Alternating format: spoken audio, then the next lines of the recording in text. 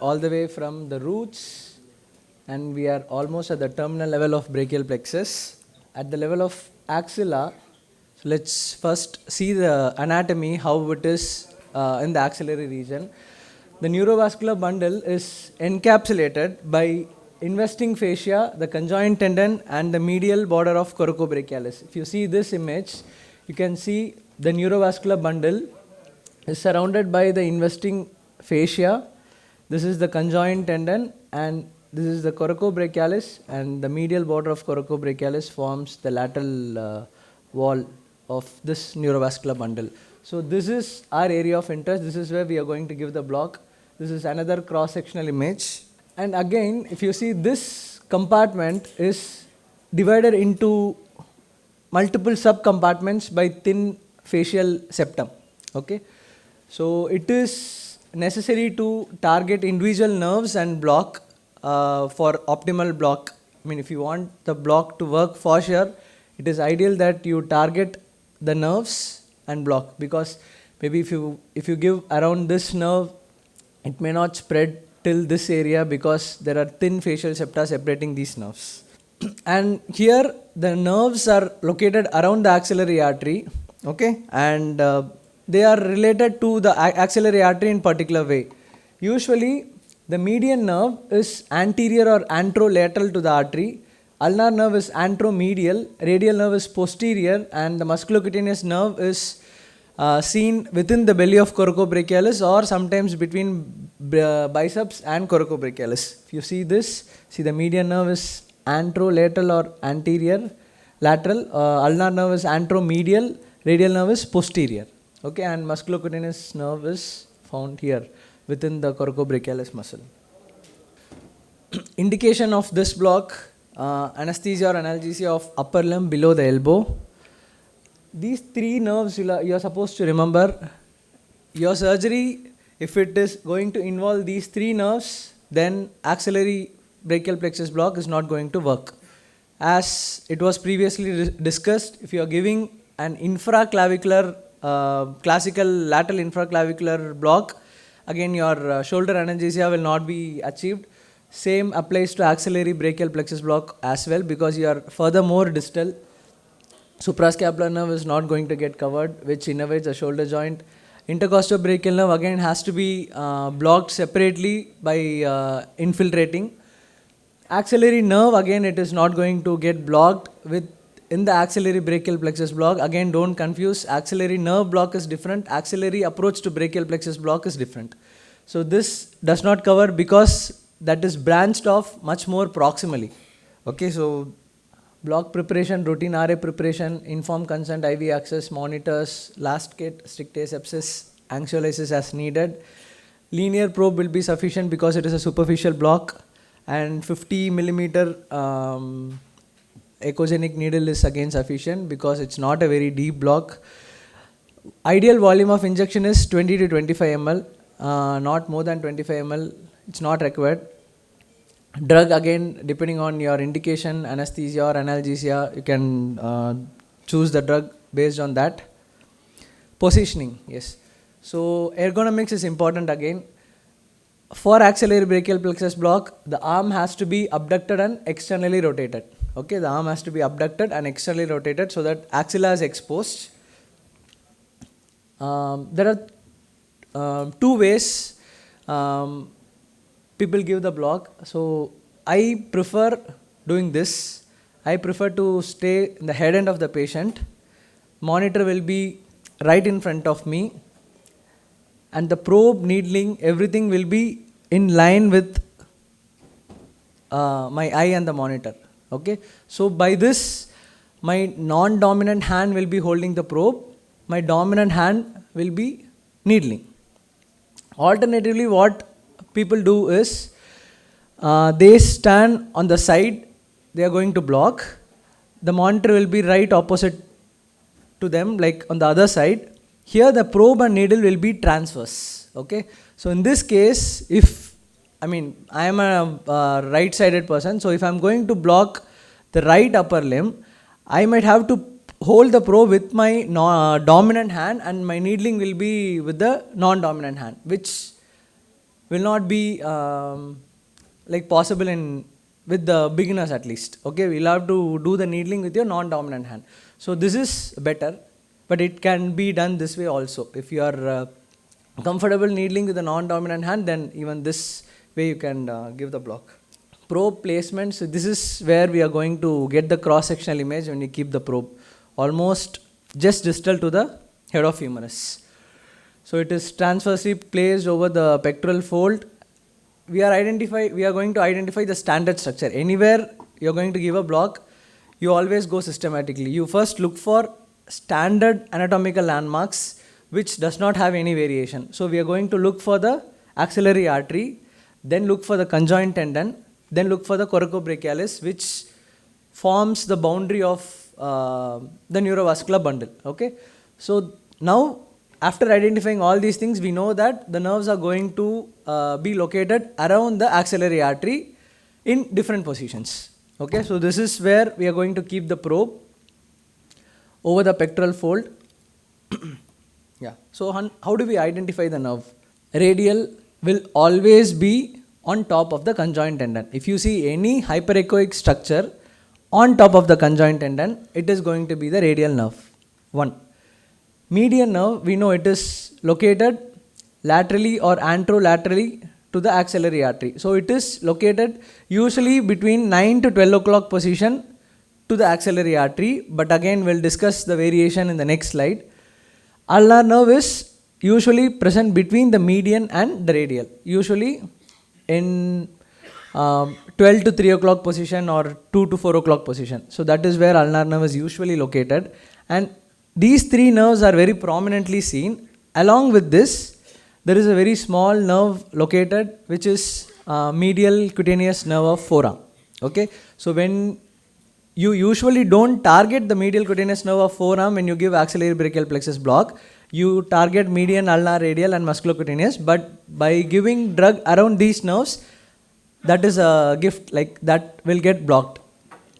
Okay, so musculocutaneous nerve will be within the belly of coracobrachialis or between biceps and coracobrachialis. So this is how the needling is going to be in plane from lateral to medial. So this is how the needle trajectory is going to come. So we have identified the nerves. First, here again the radial nerve is almost in 2 to 3 o'clock position. This is again not very common. The radial nerve will be usually around this area. So the conjoint tendon will be like this, radial nerve will be like this, and the axillary artery will be like this. So you usually come below, cover the radial nerve, then withdraw, then come above, cover the median ulnar nerve, and then again withdraw with a steep angle.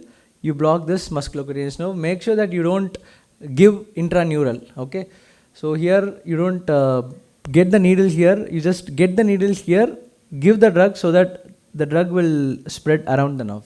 Okay, out of plane approach is still it can be given used with axillary brachial plexus block. Advantages being single skin puncture, shorter needle path, more comfortable for the patient, and you can use the dominant hand for needling even if you are using the second ergonomics I told. Okay.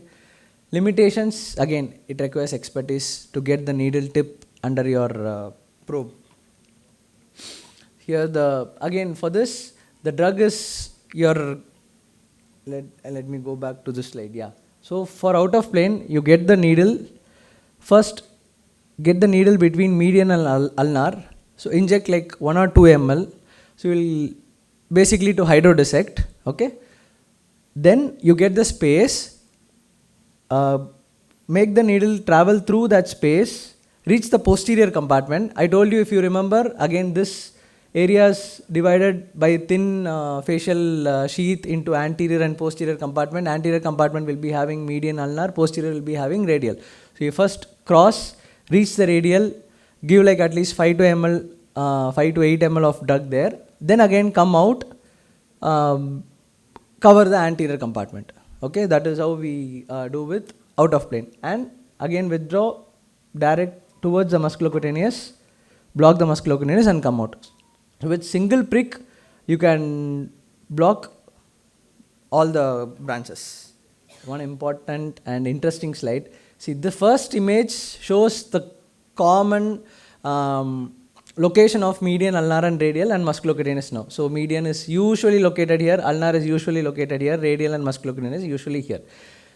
This image shows the clock positions where they are commonly seen. Like this is the usual position. See here in 11 o'clock position, median nerve is found like in 62% of the patients, in 62% of the population, 12 o'clock position in 19%, 1 o'clock position in 3%, 10 o'clock position in 11%. So these are the possible locations where these nerves could lie. Okay, medial, ulnar, radial and musculocutaneous. Okay.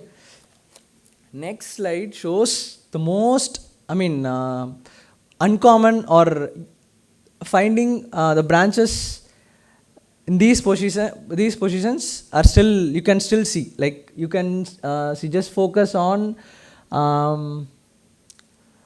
number B, F, I, H. See, musculocutaneous is close to median nerve. We usually look for musculocutaneous inside the coracobrachialis or between biceps and coracobrachialis, but still these variations can be seen. Okay, so musculocutaneous can be present along with the median nerve. You might not see any neurological structure inside the coracobrachialis or brachialis.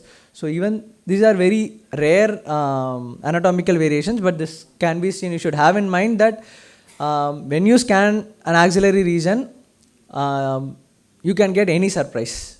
Okay, like you can find the nerves anywhere. So what if you get one of such presentations? So how are you going to confirm if it is median, ulnar or radial or musculocutaneous? What are you going to do? So you're scanning a patient. For example, you are getting this sonoanatomy. So what are you going to do? You are just oriented to median, ulnar and radial being around the axillary artery, but everything is clustered below the axillary artery. So we'll have to confirm whether those nerves are actually median, ulnar, radial and musculocutaneous. So what we do is trace back. So trace, scan much more distally towards mid-humerus, where the location of nerves in relation to arteries is consistent. Okay, their variations are not very common. Variations are common in the axillary region, but not in the mid-humeral region. So just scan distally, identify each nerves, then again trace back. Okay, so usually median nerve lies close to the artery in the mid-humeral region. Ulnar nerve again lies close to the artery till mid-humeral region, and if you go further distally, the ulnar nerve moves further medially away from the artery and gets more superficially. Radial nerve, as soon as it crosses the axillary region, it drops down to enter the radial groove along with profunda brachii artery. Musculocutaneous nerve, if you slide distally, you will see the musculocutaneous nerve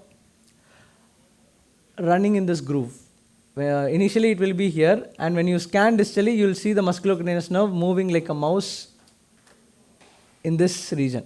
Okay, so that is how you confirm the nerves. You scan distally, find out which nerve is the median, ulnar, radial, then again trace back, and then you will be confident that okay, these are those nerves, you can confidently block the nerve. With respect to any block, our main concern is intraneural injection. Intraneural injection should be avoided. So with your blunt tip needle, intraneural injection can be avoided because usually nerve will wobble when you get the needle close to the nerve. It will just roll. Okay, and artery, again, it is difficult to puncture with an blunt tip needle. So arterial injection is again less common. Veins, it may get pierced, but when you inject, if you see a visible fluid expansion, then you can be sure that you are not inside the vein. Okay, if it is inside the vein, then whatever you give, it will just flow off through the vein. If you see a visible fluid expansion, then you can be sure that you are not inside the vein. Artery, again, it is little difficult to puncture. You will get a positive aspirate, but neural injuries are foremost concern. So with blunt tip and needle trajectory tangential to the nerve, you can avoid nerve injury. One more nerve which can be, other two nerves actually, which can be blocked in the axillary region are medial cutaneous nerve of arm and intercostobrachial nerve. Okay, so they innervate the upper and medial aspect of arm. Okay, intercostobrachial nerve, it arises from the T2. It is the lateral cutaneous branch of T2.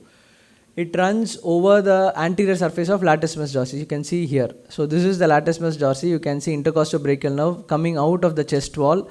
It is running on the anterior surface of latissimus dorsi. This is where the conjoint tendon is being formed. Latissimus dorsi and teres major together forming the conjoint tendon. Okay. So usually for axillary brachial plexus block, we scan here. And medial cutaneous nerve of arm, it again arises from the brachial plexus. It lies close to the plexus, and around this area, it lies close to the intercostobrachial nerve. So what we do is blind infiltration, just infiltrate the medial aspect of arm from the biceps to triceps. Okay, if you are giving a subcutaneous infiltration between biceps, medial aspect of biceps to triceps, yeah, intercostobrachial nerve is going to get blocked. If you have an ultrasound, if you want to be very sure about that, then first keep the probe over the axillary region, get the conjoint tendon view, then now slide the probe little medially. So initially you are going to keep the probe here, then slide the probe medially so that this our region of interest is this intercostobrachial nerve and medial cutaneous nerve. So they are going to, they will be superficial to the conjoint tendon just beneath the investing fascia. Okay, I will show the ultrasound image in the next slide.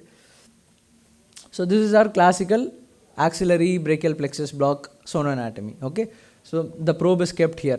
So what I am doing is now I am sliding the probe medially. See, the probe has moved medially to get this image. So here medial ulnar radial is seen, and along with that some hyperechoic structure may or may not be seen. 50% you will be able to see, which will be present superficial to the conjoint tendon, deep to the investing fascia. Even if you are not able to see the nerve, it's okay, just infiltrate in this region around 5 to 8 ml. So you will be blocking intercostobrachial nerve and medial cutaneous nerve of arm. Mid-humeral level blocks. So this is the exact cross section where we are going to give mid-humeral level block. It is actually not exactly in the mid-humeral region. It is a little proximal to the mid-humeral region. So this is the anterior aspect. This is the posterior view. This is the anterior view. You are able to see the clavicle. This is the posterior view. You are able to see the spine of scapula. With this view, you can block median ulnar and medial cutaneous nerve of forearm. The posterior view, you can block the radial nerve. So for this, for blocking these three nerves, the position of the patient, everything is going to be the same. So the arm is abducted, externally rotated to expose the medial upper arm. Probe transverse orientation, probe is kept transversely to get a cross section of brachial artery. And how do you identify the median ulnar and ulnar nerve? As I told, median nerve always lie close to the brachial artery. Okay, so any hyperechoic structure close to the brachial artery is going to be the median nerve. Okay, so ulnar nerve initially in the upper proximal part of the arm, it lies close to the brachial artery, medial to it. But as you come down, you see the ulnar nerve is moving away from the brachial artery.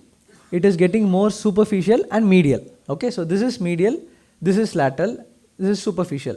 So initially it will be close to the brachial artery on the medial aspect.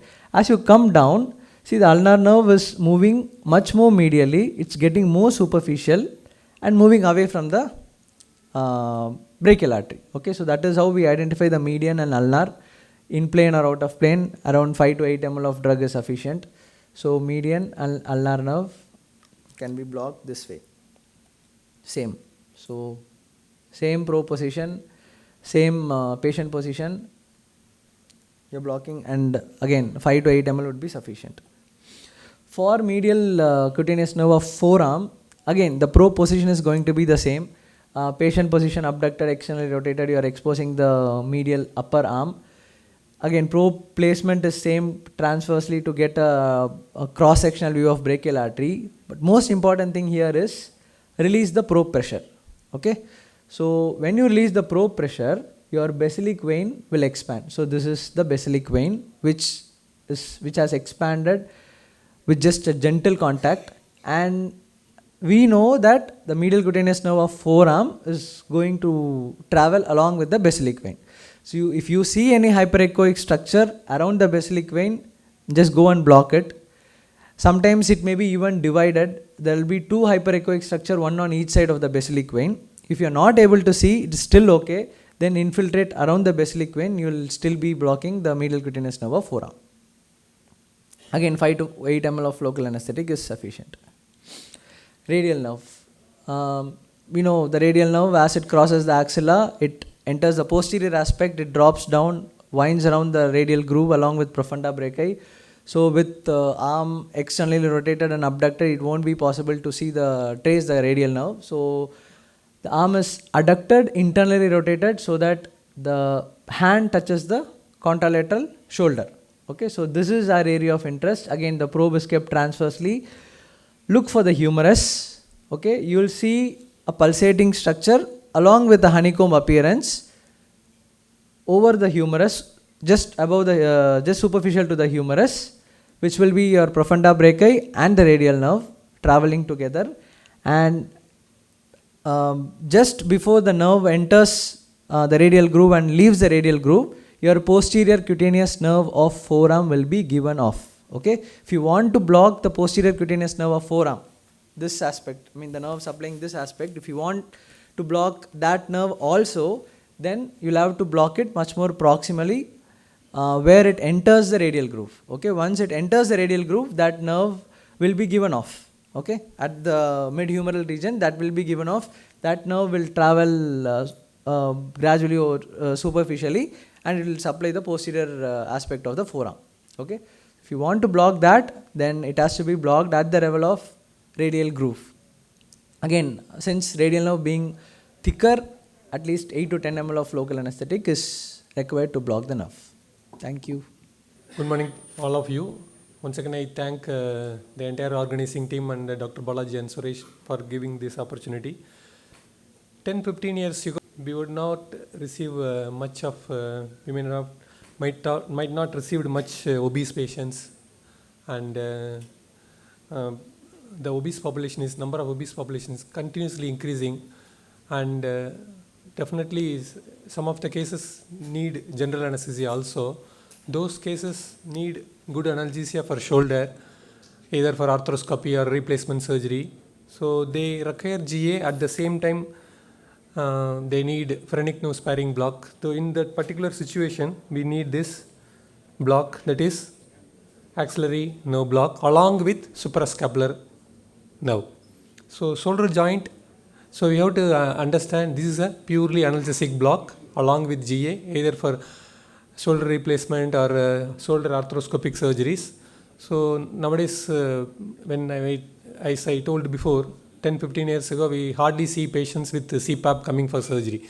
Nowadays, every month, we get at least one patient, those who are on CPAP coming for surgery, that they need shoulder surgery, and they need phrenic nerve sparing block. At the time, they require GA also. So this is an ideal patient. They need good analgesia for shoulder, so that all this requirement, especially this good analgesia, phrenic nerve sparing in obese patient, they require GA for surgery. So this is analgesic block, an axillary nerve block, along with suprascapular nerve. So again, we should not combine, especially for beginners. This is not axillary brachial plexus. Beginners should note down, this is axillary nerve which comes from posterior cord of the brachial plexus. So it is not like intraspleen. Definitely all the vital structures we are going to avoid, and definitely it cannot be used as a anesthetic. Always you have to combine with GA. So it is something called shoulder block. When it is combined with axillary nerve is combined with suprascapular, it is called shoulder block. And definitely all the complications like because of hemidiaphragmatic palsy, and we are going to avoid. And some of the patients, mainly we are worried about all the time analgesia, pain relief. Some patients, especially the shoulder arthroscopy surgery is very quick. Some people are worried about upper limb paralysis also. So obviously since it is an analgesic block, there won't be any upper limb paralysis. Patient motor function recovers very quickly. Definitely we are going to avoid the important structures in the neck also. And as I told you before, it is very useful in COPD and those who are on CPAP, and number of obese populations are definitely increasing. So in obese people, it is definitely a useful block. So this is a shoulder joint. If you consider, 5 nerves are important. So in this picture we can see if you see order wise, suprascapular covers, as previous speakers mentioned, it covers almost 60-70% of the shoulder joint. Next order of importance is axillary nerve.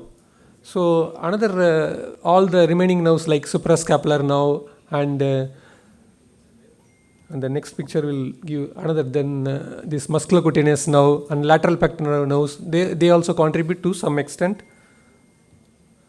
So this, if you consider anatomy, all these muscles are important. So here we see humerus shaft, and here long head of triceps, then teres minor superiorly, here inferiorly teres major. So this is the point of interest, this quadrangular space. So here our artery and artery of interest and nerve of interest comes here. The artery of interest is that posterior circumflex humeral artery along with our axillary nerve. So this is the ideal position. So either a patient can be in lateral, or as I demonstrated in the morning, it can be done in the sitting position also. So usually we keep the linear probe, high frequency probe, and enter the needle. Only thing is we have to go to near to the head of the humerus. So again, this is a simple sonoanatomy. So this is the humeral head, this is a humerus shaft. So hyperechoic line we see. So this part is teres major, and this is teres minor, and this is deltoid bulk, posterior part of the deltoid. So this is our area of interest. So we have to get this block done, we have to get these 3 muscles and humerus shaft. So once we find out these 3 muscles and humerus shaft, automatically the neurovascular bundle we see, and usually it is cuffled to the posterior circumflex humeral artery. So this is again sonoanatomy. This is a bulky muscle we are seeing, deltoid, and this is a humerus shaft and teres minor, and triceps we see here. Sorry, this is triceps. So this is a vessel that we see, that is humerus posterior circumflex humeral artery, and coupled to that usually we see the nerve. So how much is the drug requirement? Usually 5 to 10 ml of drug. That too, since it is analgesic block, even lower side concentration is enough. Usually we add either dexamethasone or dexmedetomidine. So this is the video. So we are trying to find out the humerus. This hyperechoic line is the humerus shaft. Shaft is becoming head here towards the proximal side. This is our needle. The pulsating structure is humerus circumflex artery. So we are trying to locate our needle. Next, couple it to the artery, then trying to inject. So the point is to identify this plane. That is an important aspect of this nerve block. So again, wherever we have any doubt, we have to stimulate and see. So axillary nerve supplies deltoid. So here we are getting deltoid twitch after stimulation. So tips and tricks. So important point is we have to keep the probe above the axillary crease. So otherwise we might confuse with radial groove, and that vessel also is there, that is in the radial groove, that we can confuse with our profunda brachial artery or radial collateral artery. So we have to go up to the humerus head, and we are not supposed to keep the probe over the lateral deltoid. We have to go to the posterior deltoid. Okay. because the posterior deltoid, if you go, the chance of reaching the proximal most branches of axillary nerve is there, so that you have to keep it in mind.